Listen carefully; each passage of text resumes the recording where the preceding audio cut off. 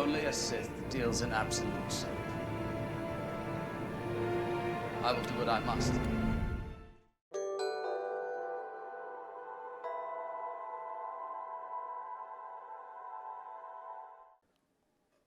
Hey Saber fans, this is graypaladin, and I have a review of the Saberforge Redeemer Mark III. I received this lightsaber in a mystery box just before Christmas of 2021.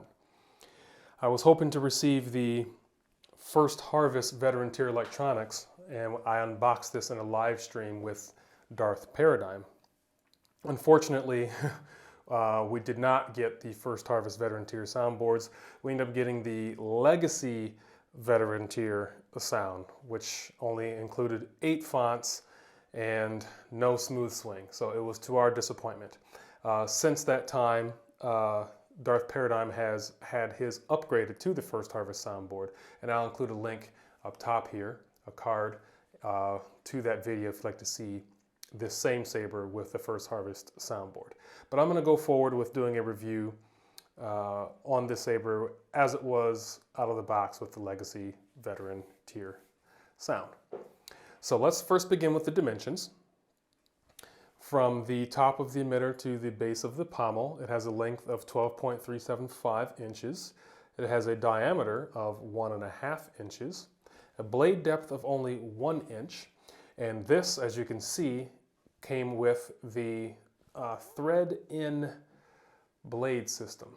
So there is a 3.5 millimeter jack on the inside there, and this blade screws into the emitter to secure it. And Saberforge is doing this for all of their thin necks and also their NeoPixel blades, and also some other random hilts that might, I'm not sure of the, the method of madness for how they decide whether to use the thread in or not, but the thin necks for sure, and the NeoPixels as well.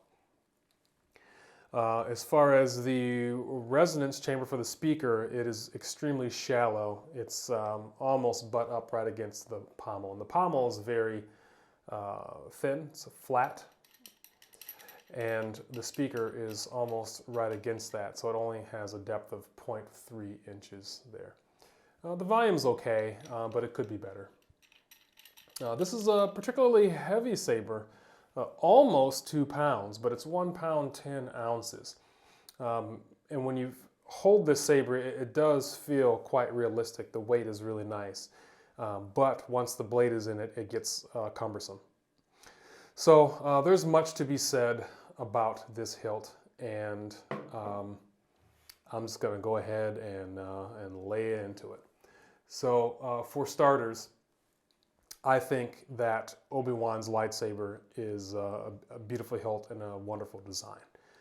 By look, it's extremely aesthetically pleasing. As far as practicality, I'm not a huge fan of control boxes. Therefore, Obi-Wan's lightsaber and Luke Skywalker's lightsaber are I'm not huge fans of as far as using the saber, but as far as style and design, I think they look great. So here at the emitter, you can see we've got these holes that go around the top, and that's kind of keeping with Luke's lightsaber as well. The copper on the neck, I'm a huge fan of. I just think copper on a lightsaber just looks really pretty. It just has a certain class and elegance to it. And then we've got this brass here that kind of goes into the body. These would normally be pieces that could come apart, but Saberforge glues all their parts together, so these aren't coming apart, but they are separate pieces. And you have this grenade grip in the body that's all black. I like that very much. Continuing with the copper, getting down into the control box section, you've got this copper, looks like a button, but it's not. And then you've got this brass, looks like it's a screw or a wheel. It's not an active screw, but it does look nice as one. As you get to the lower portion of the body, you've got this ribbed section here. And that could be another grip because the control box is just not practical. I mean, look how tall that is. I think control boxes look cool, but they're just not practical for when you're holding a saber. And these edges here can be a bit scratchy. Those corners are a bit rough there. The clamp card has one single magnet in the center, and it's not very strong. And then here's the activation switch right there. It's a tactile. And then this also is your recharge port. So it's surrounded by magnets. You can put a kill key there. But when the kill key is in, the clamp card cannot be attached. So when this shipped to me, the kill key was inside, and this was wrapped separately, the clamp card. Or data strip, whatever, data card, whichever you want to call it. So that is on there. It's supposed to teeter, but like I said, it's not very stable. It's very, very loose, and I'm not a huge fan of that at all. When I received my saber, the CoverTech wheel actually was not attached on there. Darth Paradigm and I, funnily enough, both received the exact same saber. He had a CoverTech, I did not. So this was a spare that I had lying around that I did attach onto the saber. Getting into the pommel section, you would think this screws off, but it does not. This is all one piece. The pommel unscrews right here at the very base of it, where it's vented on the bottom. This does make for a decent second-handed grip if you're holding the top and the bottom, because the control box, you just can't put your hand around that. It just doesn't feel good at all. And if you do, you're going to end up knocking this data strip off, which is not securely in place. So Saberforge, by look and design, it's quite nice. But as far as use, I would never dual or do any type of flow with this hilt. It's not designed for that. It's designed to look good, and that's about it. And because of this not being secured properly, it just really kind of gets in the way. It doesn't make it practical at all. So if you're a big Obi-Wan fan, yeah, this looks great. If you want, this is a shelf queen in my opinion. I would not use this for anything other than that.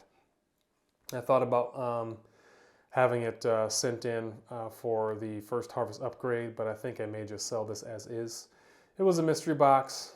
I would not have selected this myself, though I think it's a beautiful hilt. It's not one that I would necessarily need to keep in my collection, so I'll probably sell this as is. Hit me up if you're interested, by the way. I'm just going to sell it for what I essentially what I paid for it, which would still be less than what it would be if you ordered it straight up from the site. So just keep that in mind. Now, the thread in blade. This is, I think, a great, excellent idea on paper. The downsides are you can only use this type of blade in your saber. So if something happens to this, or if you want to change blade lengths or use a day blade or something like that, you're either going to have to try to get this system hooked up in your blade or just buy another one. So this really kind of limits your options for blades when it comes to the hilt. I do like the ease of putting it in. You don't need the Allen wrench. You can just screw it right in and you're done. It's ready to go. You could secure the retention screw here, but it's not necessary. You can just use it as is. But if you're paranoid, yeah, go ahead and tighten that down too. What I don't like about this too is, as you can see, the LED, the copper heatsink, is screwed into the blade, but the diffusion film doesn't go all the way down to the LED. So you've got this kind of space here, about an inch or inch and a half here of space where there's no diffusion film and there's no LED. And even then, with it all screwed in all the way, you can still kind of see the copper sticking up at the top. So I'm going to fire this up.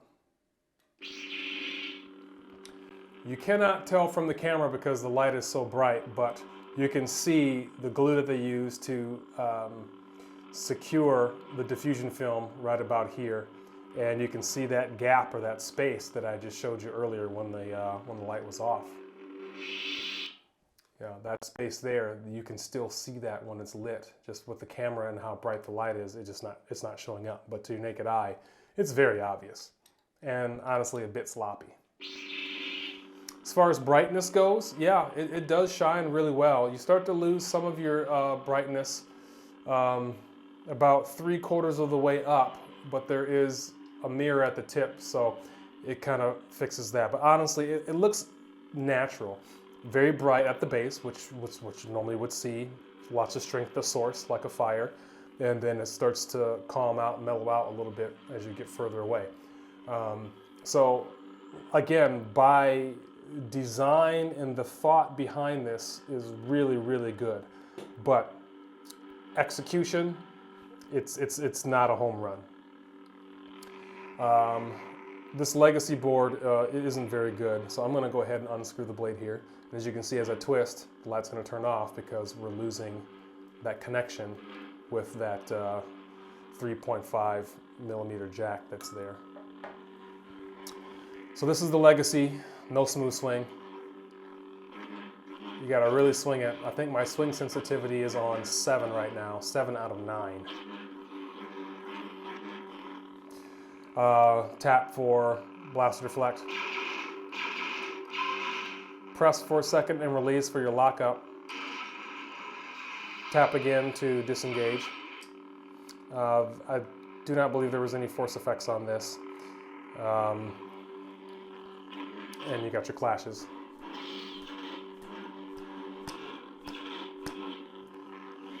It comes with 8 sound fonts. To change, just press and hold and release. Cyber assassin. And then tap to cycle through. Dark side relic. Honors. Error. Press and hold to select or confirm. And then there you go.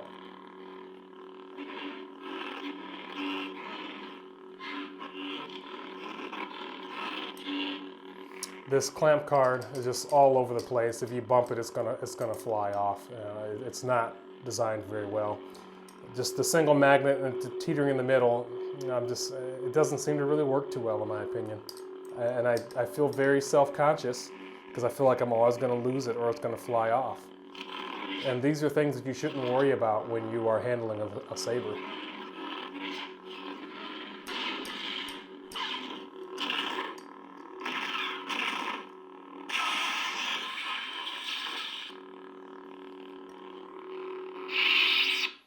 You can change some of the, there's an onboard menu, just press and hold. Main menu. Select optical frequency 1, 2, 3, 4, 5, 1. Select sound intensity high. So that's essentially your blade effects there, all your flickers. And then here's your volume. Muted. You have mute, Low. low, and high. High. Press and hold to confirm. Select impact sensitivity 5, Right now it's on 5. 6, 7, 8, 9. So you have up to 9. 1, 2, 3, 4, 5, 6. Just gonna go with 6. Select motion sensitivity 5, This also goes up to 9. 6, 7. Stick with 7. All settings saved. Error. Now, one thing to note, this does not have a flash on clash. It doesn't even have a flicker. So when you hit your blaster deflection, you get nothing. When you hit your lockup, you get nothing. When you hit your clash, you get nothing. So overall, I'm very disappointed with this lightsaber electronics, most definitely. It was not what I was hoping for. I thought it was going to be the first harvest, but in the fine print they said that you could get the legacy veteran tier, which, to be honest with you, it's not good. That's not what you want in a lightsaber, especially in this day and age when you have smooth swing and all these other effects in NeoPixel. No one wants to go back to this. No one wants to go back to that. I mean, Nano Biscotti V4 is better than that. So I'm very disappointed with that. No flicker, none of that. The thread and blade, it's a great concept. It's a good theory, but as far as application execution, I don't think it's a home run. It doesn't quite be as effective as I think it was intended. This clamp card or data strip, whatever you want to call it, is not good at all. It makes all this noise. It easily comes off. The control box just has some rough edges on there. When it comes to aesthetic and look, this is a beautiful lightsaber. But when it comes to use and things like that, this saber is a miss. And I feel bad saying that because most of my reviews, I'm always very positive about the sabers that I get, but I'm sorry, I cannot endorse this saber. I can't. It looks great. If you want a shelf queen, this is definitely it for you. It looks great. But if you want to use it, dual, or do anything else, no, go with something else. I mean, it feels so weird for me to say that, but I just can't get behind this saber. As gorgeous as it is, just not practical. Bow to the queen of slime, the queen of filth, the queen of putrescence. Boo! Boo! I'm not going to waste my time with the demo or anything like that. It's weighted. It's very heavy once you put this this blade in, and because of the control box, it's just not a good saber to swing around, in my opinion. Boo! That's just my personal preference. I know other people like the Obi-Wan hilt, and I do too, as far as look goes, but this is not something that I want to use. But that's all I have on this. I'm sorry that I could not bring a more positive review, but I can say I'm giving you an honest review. So thank you very much for watching, and may the Force be with you. So uncivilized.